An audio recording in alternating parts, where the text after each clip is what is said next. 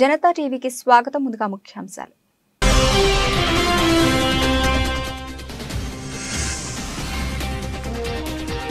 Hero Vin Diesel పై లైంగిక దాడి ఆరోపించిన పర్సనల్ అసిస్టెంట్.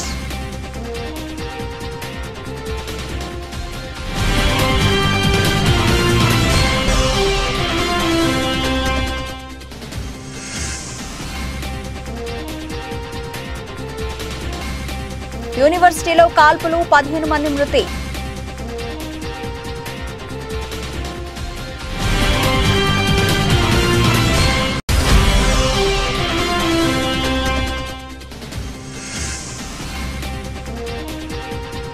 దక్షిణాదిలో పెరుగుతున్న కోవిడ్ కేసులు, తెలుగు రాష్ట్రాల్లోనూ మహమ్మారి కలవరం.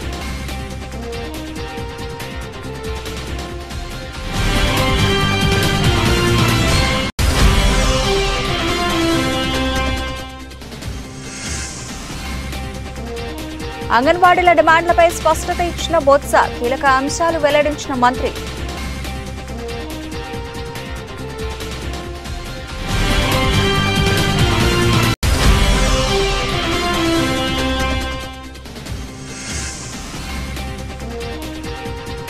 హనుమకొండ జిల్లాలో ఘోర రోడ్డు ప్రమాదం, ఒకే కుటుంబానికి చెందిన 4 మృతి.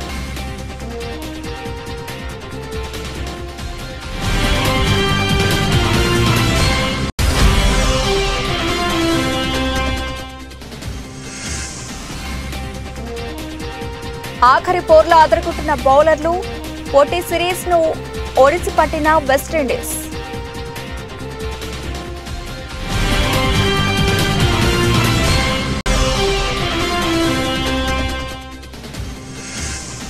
వెలవెలబోతున్న రూపాయి ఈ వారం 24 పైసలు డౌన్, 83.27 వద్దకు పతనమైన Indian currency.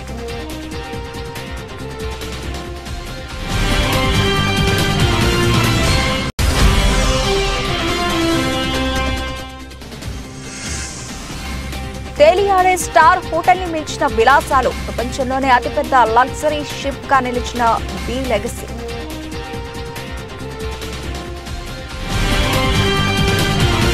Fast and Furious film hero Vin Diesel పై లైంగిక ఆరోపణలు వచ్చాయి.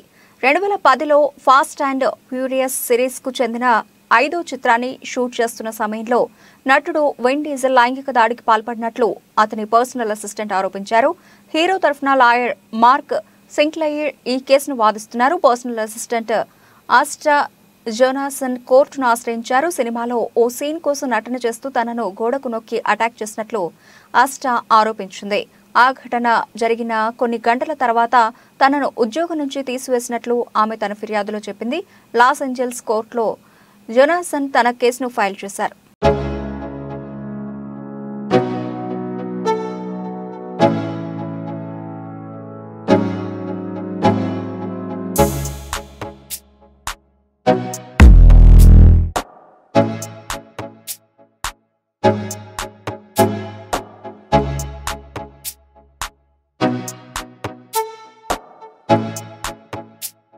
చెక్ రిపబ్లిక్ రాజధాని ప్రాగ్లో కాల్పులు కలకలం సృష్టించాయి. జెన్ పలాజ్ స్క్వేర్లోని చార్లెస్ యూనివర్సిటీలో చొరబడిన సాయుధుడు బీభత్సం సృష్టించాడు. ఫిలాసఫీ డిపార్ట్మెంట్ భవనంలో విచక్షణ రహితంగా కాల్పులు జరపడంతో 15 మంది మరణించారు.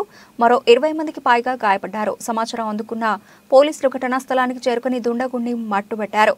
క్షతగాత్రులను సమీపంలోని దవాఖానకు తరలించారు. వారిలో 9 మంది పరిస్థితి విషమంగా ఉందని తెలిపారు. యూనివర్సిటీని తమ ఆధీనంలోకి తీసుకున్న పోలీసులు భవనంలో ఏవైనా పేలుడు పదార్థాలు ఉన్నాయా అనే కోణంలో సోదాలు నిర్వహించారు. కాల్పులు జరిపిన వ్యక్తి అదే వర్సిటీకి చెందిన విద్యార్థిగా గుర్తించారు. కాగా కాల్పుల ఘటనకు ఏ తీవ్రవాద సంస్థకు సంబంధం లేదని చెక్ Republic interior minister Vit Rakusan తెలిపారు. పోలీసుల విచారణకు సహకరించాలని స్థానికులకు విజ్ఞప్తి చేశారు.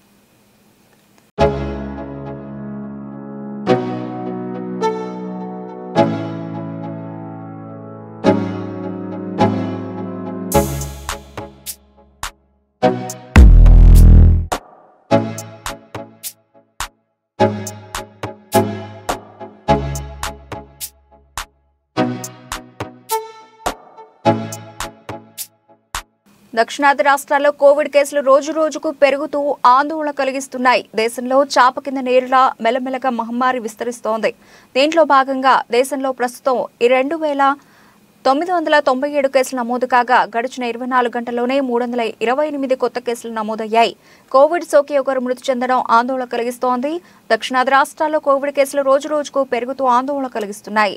దేశంలో చాప కింద నీరులా మెల్లమెల్లగా మహమ్మారి విస్తరిస్తోంది. దీనిలో భాగంగా దేశంలో ప్రస్తుతం 2,997 కేసులు నమోదు కాగా గడిచిన 24 గంటల్లోనే 328 కొత్త కేసులు నమోదయ్యాయి. కోవిడ్ సోకి ఒకరు మృతి చెందడం ఆందోళన కలిగిస్తోంది.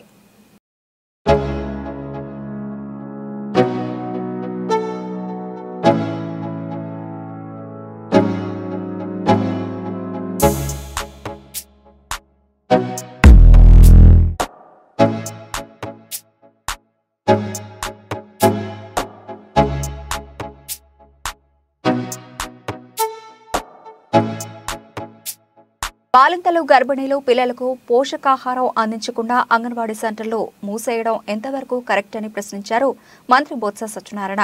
అంగన్వాడీ వర్కర్లకు జీతాలు పెంచేందుకు ప్రభుత్వం సానుకూలంగా ఉందని స్పష్టం చేశారు. కాకపోతే కాస్త సమయం పడుతుందన్నారు. మిగిలిన డిమాండ్లను పరిష్కరించేందుకు ప్రభుత్వం సానుకూలంగా ఉందన్నారు. రాజకీయ పార్టీల ఉచ్చులో పడకుండా సమ్మె విరమించాలని విజ్ఞప్తి చేశారు.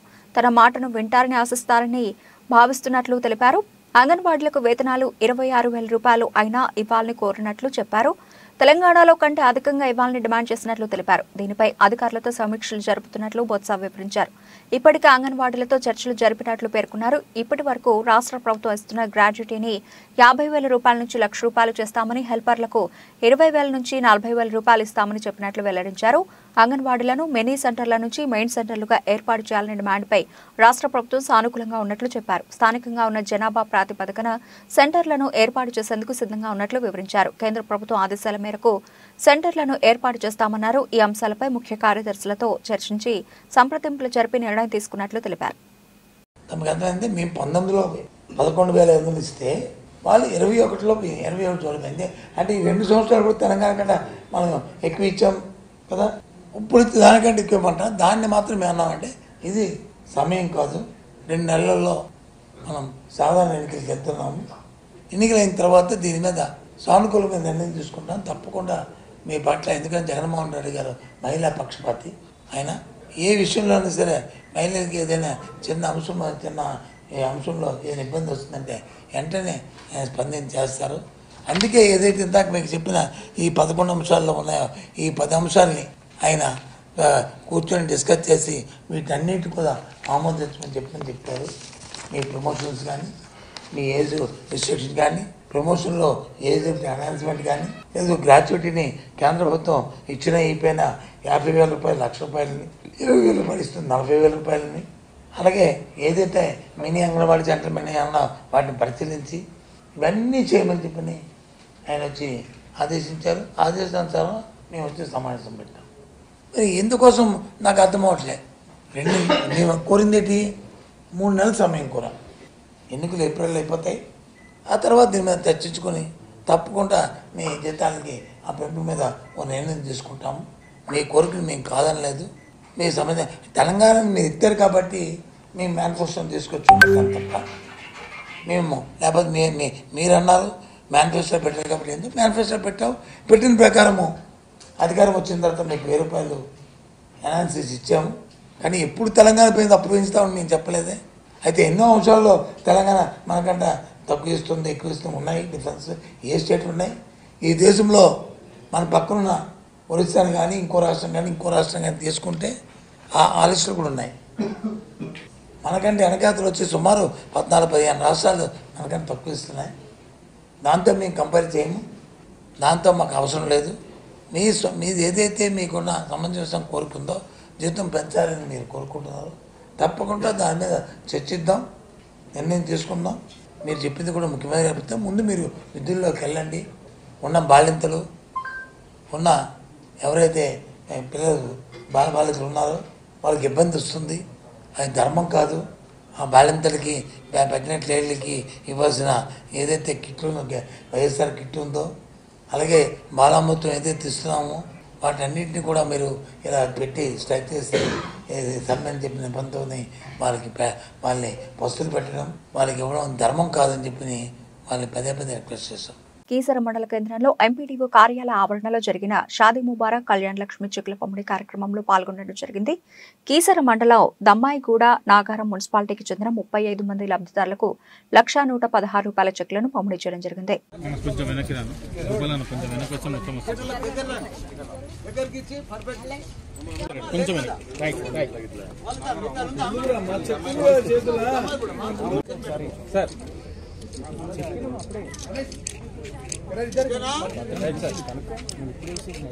యువత రాజకీయాల్లోకి రావాలని సిబిఐ మాజీ జాయింట్ డైరెక్టర్ లక్ష్మీనారాయణ పిలుపునిచ్చారు.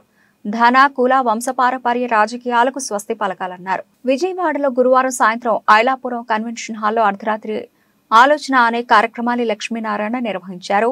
ప్రజా సంఘాలు, రైతులు, వివిధ వర్గాలకు చెందిన ప్రతినిధులతో రాత్రంతా చర్చలు జరిపారు.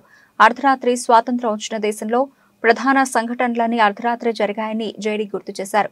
అందుకే అర్ధరాత్రి మేల్కొని సమస్యలు తెలుసుకుంటున్నానని తెలిపారు. ప్రజల ఆకాంక్షలకు అనుగుణంగా ప్రభుత్వాలు లేవని అసహనం వ్యక్తం చేశారు. వాళ్ళు ఎక్కడ చెప్పుకోవాలి అన్నది ఒక ముఖ్యమైన అంశం. దానితో పాటు అనేక విషయాలు తెలుసుకుందాం అన్న ధోరణిలో కూడా ఈరోజు ఈ కార్యక్రమం ఏర్పాటు చేయడం. అర్ధరాత్రి కలిసి ఆలోచిద్దాం రండి అని చాలామంది అడిగారు. ఈ అర్ధరాత్రి ఏంటి విషయం? చాలామంది ఆ టైటిల్ చూడగానే ఆశ్చర్యం వ్యక్తం చేశారు. అందుకని నేనేమన్నానంటే, భారతదేశానికి స్వాతంత్రం అర్ధరాత్రే వచ్చింది. మన జీవితంలో అతి ముఖ్యంగా మార్పులు తెచ్చిన జిఎస్టీ చట్టం ఏదైతే ఉందో అది కూడా ఉభయ సభలను పార్లమెంట్లో కూర్చోబెట్టి రాత్రే రిజల్యూషన్ పాస్ చేశారు. తర్వాత మన డిమానిటైజేషన్, నోటు రద్దు కూడా రాత్రిపూటే అనౌన్స్మెంట్ చేశారు. కాబట్టి ఇన్ని విషయాలు మన భారతదేశానికి సంబంధించిన అనేక విషయాలు జరిగినప్పుడు తర్వాత ఉదయం అందరూ కూడా బిజీగా ఉంటారు వాళ్ళ పనుల్లో. కాబట్టి సాయంత్రం పూట ఈ కార్యక్రమాన్ని పెడితే తీరిగ్గా వాళ్ళు వచ్చి ఈ రాత్రి 12 కావచ్చు 2 కావచ్చు వాళ్ళ విషయాలు తెలియజేస్తే, ఇది ముఖ్యంగా నేను తెలుసుకోవడానికి పెట్టిన కార్యక్రమం, అనేక విషయాలు నేర్చుకోవడానికి పెట్టిన కార్యక్రమం. ఇప్పుడే శివనాగరాజు వచ్చారు ఇక్కడ, ఆయన స్టార్టప్స్ గురించి ఏంటి విషయం అన్నది చెప్పారు. ఆ తర్వాత ఇటువైపు చదువుకున్న విద్యార్థి కాలేజీలో చదువుతూ పౌల్ట్రీ సెక్టర్లో తను స్టార్టప్ చేశాను. చిన్నబసవ పట్టదేవర జయంతి ఉత్సవాల్లో పాల్గొన్న నారాయణఖేడ్ ఎమ్మెల్యే సంజీవ్ రెడ్డి. నారాయణఖేడ్ నియోజకవర్గం ఎమ్మెల్యే డాక్టర్ పట్లోల సంజీవ్ రెడ్డికి 134వ జయంతి ఉత్సవాల సందర్భంగా సన్మానం చేసిన డాక్టర్ చిన్నబసవ పట్టేదేవర మరియు వారికి మెమెంటో బహూకరించి సాల్వా బొకేతో సన్మానించారు.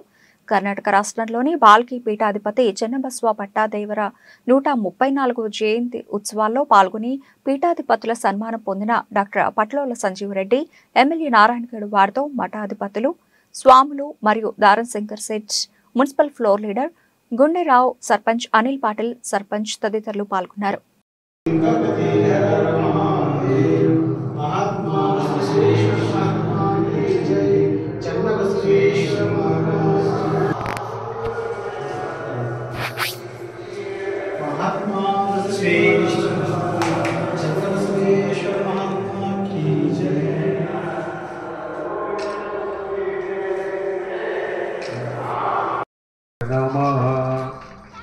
ఓం శ్రీ గురు బసవలింగాయ నమః.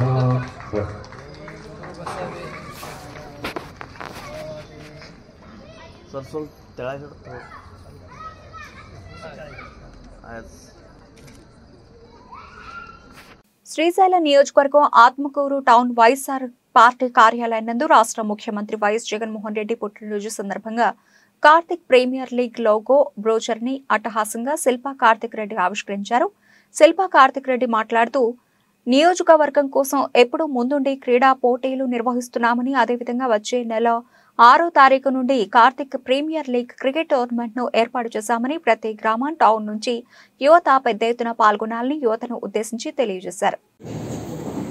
ఈ వచ్చే సంక్రాంతి రోజు, సంక్రాంతి కన్నా ముందే 6వ తేదీ నుంచి సంక్రాంతి వరకు పిల్లల సెలవులు కూడా దృష్టిలో పెట్టుకొని ఆ టైంలో అయితే బాగుంటుందని చెప్పి నియోజకవర్గ స్థాయి క్రికెట్ లీగ్ కూడా పెడుతున్నాము. దీనికి గాను అన్ని మండలాల నుంచి నాయకులు అంటే ఎవరైనా సరే ఆడుకునే క్రీడా స్ఫూర్తి ఉన్నటువంటి పిల్లలు ఎవరికైనా సరే అవకాశం కల్పించాలి, వాళ్ళు ప్రోత్సహించాలి. అనే ఒక సదుద్దేశంతో నియోజకవర్గ స్థాయి ఎందుకు పెట్టాల్సి వస్తుందంటే మా నియోజకవర్గం ఉన్న వాళ్ళకైతే ఎప్పుడు ఇంతవరకు పెట్టిన ప్రతిసారి జిల్లా స్థాయో లేకపోతే రాష్ట్ర స్థాయో పెట్టేవాళ్ళు. ఇది మా నియోజకవర్గ పిల్లల్ని ఎంకరేజ్ చేయడం కోసం అని చెప్పి నియోజకవర్గ స్థాయికే దీన్ని పరిమితి చేస్తున్నాము. ఈ క్రికెట్ లీగ్లో కూడా ప్రైజ్ మనీ ₹1,00,000 నుంచి మొదటి బహుమతి పెడితే రెండో బహుమతిగా 50,000, మూడో బహుమతిగా 20,000, నాలుగో బహుమతిగా 10,000 పెట్టి ట్రోఫీల ద్వారా ప్లస్ వాళ్ళకి మెమెంటోస్ దాని ద్వారా సర్టిఫికేషన్స్ కూడా ఇచ్చి వాళ్ళు ఇంకా కొంచెం ప్రోత్సహించాలని చెప్పి ఒక సదుద్దేశంతో చేస్తున్న కార్యక్రమం.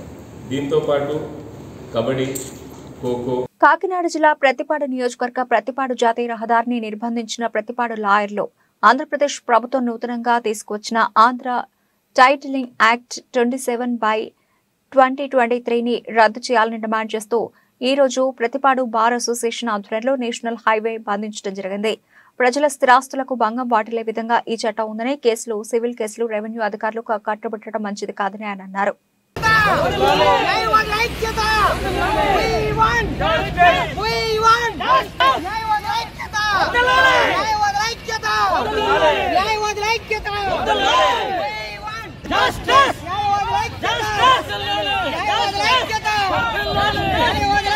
ప్రతిపాడు భారత ఆధ్వర్యంలో జరిగే ఈ నేషనల్ హైవే రాస్తా రోకోకు హాజరైన మా భారత సభ్యులందరికీ ధన్యవాదాలు. ఈ విధంగా కూడా గవర్నమెంట్ న్యాయవాదులు వ్యతిరేకంగా ఇటువంటి చట్టాలు తీసుకుంటే ఈ ఉద్యమాన్ని మరింత ఉధృతం చేస్తామని ఈ కార్యక్రమానికి వచ్చేసిన న్యాయవాదులందరికీ మరొకసారి కృతజ్ఞతలు తెలుపుకుంటూ సెలవు. జగన్ సర్కార్ తీసుకువచ్చిన టైటిలింగ్ యాక్ట్ 2023 రద్దు చేయాలని మనం రాష్ట్ర వ్యాప్తంగా నిరసనలు, సమ్మెలు చేస్తా ఉన్నాం. ప్రజల స్థిరాస్తులను నాశనం చేసే ఈ నల్ల చట్టాన్ని జగన్ సర్కార్ ఏకపక్షంగా తీసుకురావడం జరిగింది. సివిల్ కేసుల పరిధిని కోర్టుల్లో కాకుండా టైటిలింగ్ యాక్ట్ ఆఫీసర్ని నియమించి ఆర్టీఓ, ఎంఆర్ఓ స్థాయి ఆఫీసర్ల కోర్టులో సివిల్ కేసులు విచారించే పరిధి తీసుకువచ్చింది. ఇప్పటి వరకు ఎంఆర్ఓ కోర్టుల్లో, ఆర్టీఓ కోర్టుల్లో ఎటువంటి న్యాయం జరుగుతుందో పేద ప్రజలకు మనం చూస్తూ ఉన్నాం. ఇక ముందు కూడా ప్రజల స్థిరాస్తులకు ఎటువంటి భరోసా లేకుండా ప్రజల స్థిరాస్తులను కాపాడలేని విధంగా ఈ చట్టాన్ని, నల్ల చట్టాన్ని, చీకటి చట్టాన్ని జగన్ సర్కార్ తీసుకురావడం జరిగింది. ఈ సందర్భంగా ప్రజల స్థిరాస్తులకు నాశనం చేసే, భంగం కలిగించే సివిల్ కేసుల పరిధిని ఆర్టీఓ, టైటిలింగ్ ఆఫీసర్ పరిధిలోకి తీసుకొచ్చే చీకటి చట్టాన్ని రద్దు చేయాలని ప్రతిపాడు బార్ అసోసియేషన్ ఈ సందర్భంగా మేము నిరసనలు తెలియజేస్తా ఉన్నాం. అందులో భాగంగానే ఈ చట్టాన్ని రద్దు చేసే వరకు మా నిరసనలు, మా ఆందోళనలు కొనసాగిస్తామని తెలియజేస్తా ఉన్నాం. ప్రభుత్వ వైపు ఆలేరు ఎమ్మెల్యే బీర్ల ఐలయ్యని ప్రముఖ పుణ్యక్షేత్రం యాదాద్రి శ్రీ లక్ష్మీనరసింహస్వామివారి ఆలయ నూతన ఈవో ఎం రామకృష్ణారావు మర్యాదపూర్వకంగా కలిశారు. రేపు ఉదయం జరగబోయే వైకుంఠ ఏకాదశి ద్వారా దర్శన కార్యక్రమానికి సాదరంగా ఆహ్వానించారు. వీరితో పాటు ఆలయ అధికారులు ఉన్నారు.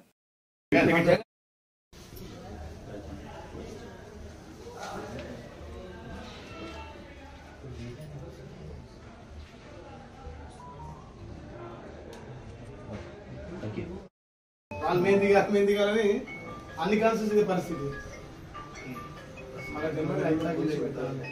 వనపర్తి జిల్లా మదనాపురం మండలంలోని నెల్వీడు తాండాలో 2 సంవత్సరాలకు ఒకసారి ఘనంగా నిర్వహించే శ్రీ శ్రీ శ్రీ పోచమ్మ తల్లి ఉత్సవాల్లో భాగంగా తండావాసుల పిలుపు మేరకు వెళ్లి ప్రత్యేక పూజలు నిర్వహించిన దేవరకద్ర మాజీ ఎమ్మెల్యే ఆళ్ల వెంకటేశ్వర రెడ్డి, బీఆర్ఎస్ నాయకులు, కార్యకర్తలు, గ్రామ తాండావాసులు పాల్గొన్నారు.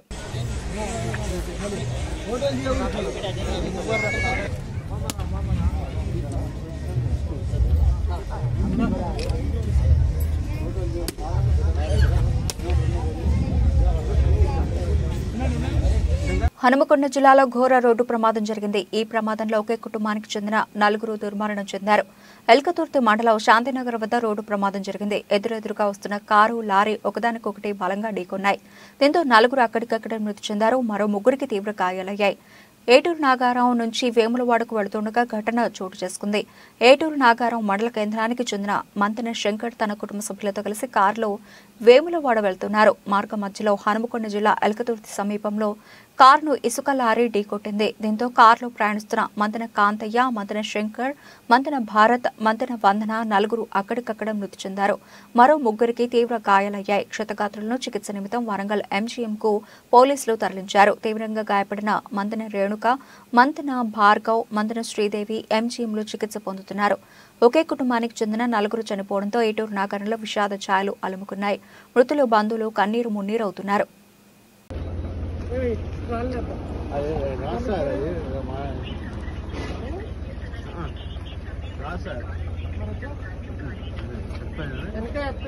వెనకే వస్తాయి.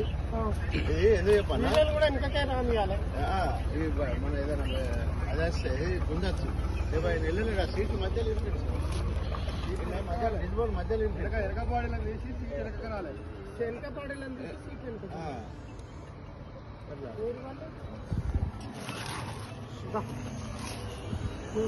రెండుసార్లు టీ20 వరల్డ్ కప్ గెలుపొందిన వెస్టిండీస్ జట్టు స్వదేశంలో ఆదరగొడుతోంది. ఇప్పటికే ఇంగ్లాండ్తో జరిగిన వన్డే సిరీస్ కైవసం చేసుకున్న కరీబియన్ జట్టు పొట్టి సిరీస్ను కూడా ఓడిసిపట్టింది. ఉత్కంఠ రేపిన ఆఖరి టీ20లో బౌలర్లు రాణించడంతో రౌమన్ పావెల్ సేన అద్భుత విజయం సాధించింది. 5 టీ20ల సిరీస్ను 3-2తో సిరీస్ సొంతం చేసుకుంది.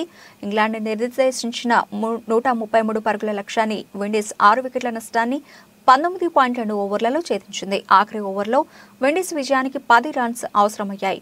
క్రిస్ వోక్స్ చేసిన తొలి బంతికి జేసన్ హోల్డర్ 3 పరుగులు తీశాడు. ఆ తర్వాత బంతిని షాయ్ హోప్ సిక్సర్గా మలిచాడు. దాంతో వెస్టిండీస్ 4 వికెట్ల తేడాతో చిరస్మరణీయ విజయం సాధించింది. గుడకేష్ మోతీకి ప్లేయర్ ఆఫ్ ది మ్యాచ్ సెంచరీలతో కదం తొక్కిన ఫిలిప్ సాల్ట్కు ప్లేయర్ ఆఫ్ ది సిరీస్ అవార్డులు దక్కాయి. ట్రినిడాడ్లోని బ్రియాన్ లారా స్టేడియంలో జరిగిన 3వ టీ20లో ఇంగ్లాండ్ తలబడింది. విండీస్ బౌలర్ గుడకేష్ మోతీ 3 వికెట్లతో ఇంగ్లీష్ జట్టును దెబ్బతీశాడు. Philip Salt, Livingstone, Moeen Ali రాణించడంతో బట్లర్ బృందం 132 రన్స్ కొట్టింది. స్వల్ప లక్ష్య ఛేదనలో విండీస్ ఆటగాళ్లు షాయ్ హోప్, షెర్పానే రూథర్ఫోర్డ్ కీలక ఇన్నింగ్స్తో జట్టును విజయ తీరాలకు చేర్చారు. ఇంగ్లాండ్ బౌలర్లలో ఆదిల్ రషీద్, చాప్లర్ రెండేసి వికెట్లు పడగొట్టారు.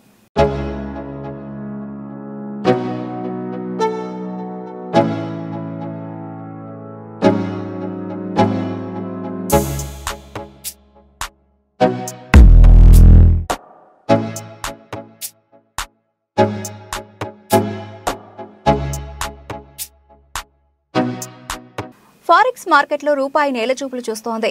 డాలర్తో పోల్చితే రూపీ మారకం విలువ అంతకంతకు పడిపోతోంది. ఈ వారం మొత్తంగా జరిగిన 4 సెషన్లలో రూపీ ఎక్స్చేంజ్ రేటు 24 పైసలు దిగజారడం గమనార్హం.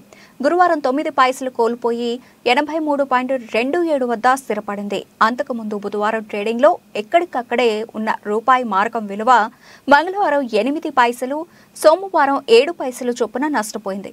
దీంతో క్షీణత స్థాయి 24 పైసలకు చేరింది. ఎర్ర సముద్ర మార్గంలో సాగుతున్న అంతర్జాతీయ వర్తక వాణిజ్య కార్యకలాపాలకు అంతరాయం కలగడంతో మదుపర్ల సెంటిమెంట్ ఒక్కసారిగా బలహీనపడిందని ఫారెక్స్ మార్కెట్ నిపుణులు ట్రేడింగ్ సరళిని విశ్లేషిస్తున్నారు. ఈ క్రమంలోనే దేశీయ మార్కెట్ నుంచి విదేశీ మదుపర్లు పెట్టుబడులు ఉపసంహరించుకుంటుండటం రూపీ విలువను అంతకంతకు పతన దిశగా నడిపిస్తోందని వారు పేర్కొంటున్నారు. స్టాక్ ఎక్స్చేంజ్ల వివరాల ప్రకారం బుధవారం విదేశీ సంస్థాగత మదుపర్లు భారతీయ ఈక్విటీ మార్కెట్ల నుంచి 1322.08 కోట్ల పెట్టుబడులను వెనక్కి తీసుకున్నారు. నిజానికి దేశీయ స్టాక్ మార్కెట్లు గురువారం లాభాల్లో ముగిశాయి. అయినప్పటికీ ఆ ప్రభావం ఫారెక్స్ మార్కెట్పై పడకపోవడానికి ఈ రకమైన గ్లోబల్ అనిశ్చితి పరిస్థితులే కారణమని చెబుతున్నారు. మరోవైపు అంతర్జాతీయంగా ముడి చమురు ధరలో ఒడిదుడుకులు కూడా దెబ్బతీస్తున్నట్లు అభిప్రాయపడుతున్నారు.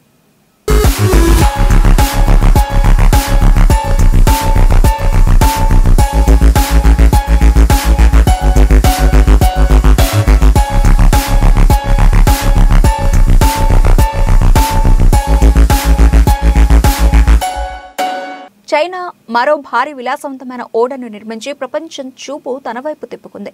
గాంగ్జో షిప్ యార్డ్ ఇంటర్నేషనల్ సంస్థ నిర్మించిన ఈ భారీ ఓడ పేరు మోబీ లెగసీ. మంగళవారమే ఈ నౌక తన సాగర ప్రయాణాన్ని ప్రారంభించింది. తన తొలి ప్రయాణంలో ఇది గ్వాంగ్జో తీరం నుంచి ఇటలీకి బయలుదేరింది. 70,000 టన్నులకు పైగా బరువును తరలించే సామర్థ్యం మోబీ లెగసీ సొంతం. మోబీ లెగసీ 2,500 మంది ప్రయాణికులను తరలించే సామర్థ్యాన్ని కలిగి ఉంది. వీటితో పాటు 800 కార్లు, ట్రక్కుల వంటి వాహనాలను తరలించే వీలుంటుంది. ఈ ఓడ పొడవు 237 మీటర్లని తయారీ సంస్థ తెలిపింది. మోబీ లెగసీలో 13 అంతస్తులు ఉంటాయి. పైన అంతస్తు వైశాల్యం 16,000 చదరపు మీటర్లు కాగా అందులో 10,000 చదరపు మీటర్ల స్థలాన్ని రెస్టారెంట్లు, విశ్రాంతి, వినోద సౌకర్యాల కోసం కేటాయించారు. ఇక ఇందులో మొత్తం 533 విలాసవంతమైన గదులు నిర్మించారు. ఇతర సౌకర్యాల్లో 2 బార్లు, 2 రెస్టారెంట్లు, ప్రొమెనేడ్ మరియు పిల్లల ఆట స్థలం ఉన్నాయి. స్టర్న్ వద్ద పక్కపక్కనే ఉంచిన 3 ర్యాంపుల ద్వారా వాహన కార్గో లోడ్ మరియు అన్లోడ్ చేయబడుతుంది. సెంట్రల్ ర్యాంప్ ప్రధాన గ్యారేజీ డెక్ కి యాక్సెస్ ను అందిస్తుంది. అయితే పోర్ట్ మరియు స్టార్బోర్డ్ సైడ్ ర్యాంపులు నేరుగా 3 ఎగువ గ్యారేజ్ డెక్లకు దారితీస్తాయి. ఫెరీలో 2 5.4 MTBU డీజిల్ ఇంజిన్లు ఉన్నాయి. ఇవి గరిష్టంగా 25 నాట్ల కంటే ఎక్కువ వేగం మరియు 23.5 నాట్ల క్రూజింగ్ స్పీడ్ను అందిస్తాయి.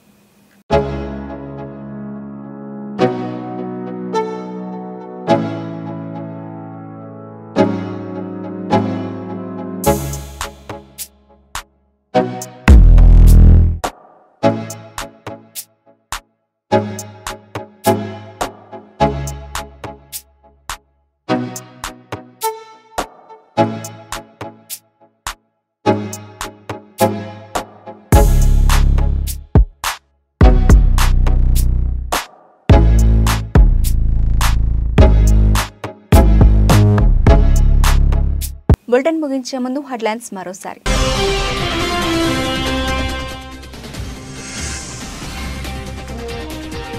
హీరో విన్ డీజిల్ పై లైంగిక దాడి ఆరోపణలు ఆరోపించిన పర్సనల్ అసిస్టెంట్.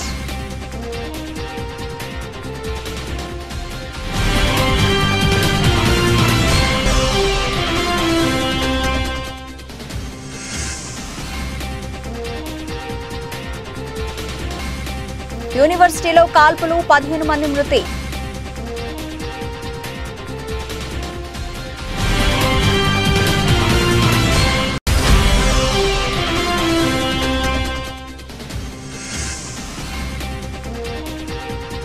దక్షిణాదిలో పెరుగుతున్న కోవిడ్ కేసులు, తెలుగు రాష్ట్రాల్లోనూ మహమ్మారి కలవరం.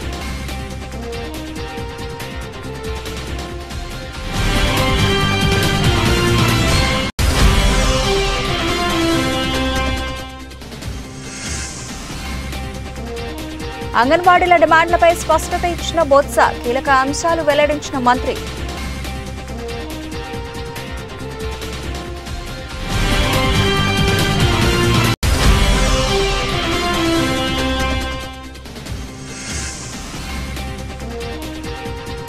హనుమకొండ జిల్లాలో ఘోర రోడ్డు ప్రమాదం, ఒకే కుటుంబానికి చెందిన 4 మృతి.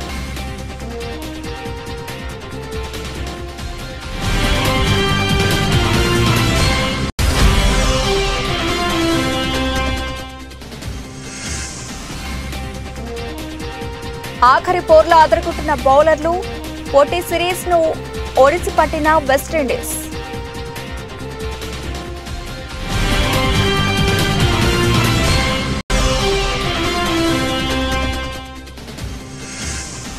వెలవెలబోతున్న రూపాయి ఈ వారం 24 పైసలు డౌన్, 83.27 వద్దకు పతనమైన ఇండియన్ కరెన్సీ.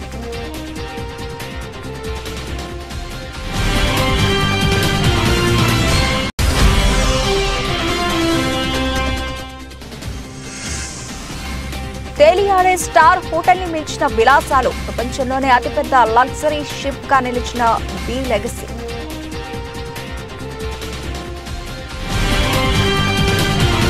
ఇవి ఇప్పటివరకు నిలిచిన అప్డేట్స్. మరిన్ని అప్డేట్స్ తో మళ్ళీ కలుద్దాం. అంతవరకు సెలవు, నమస్తే.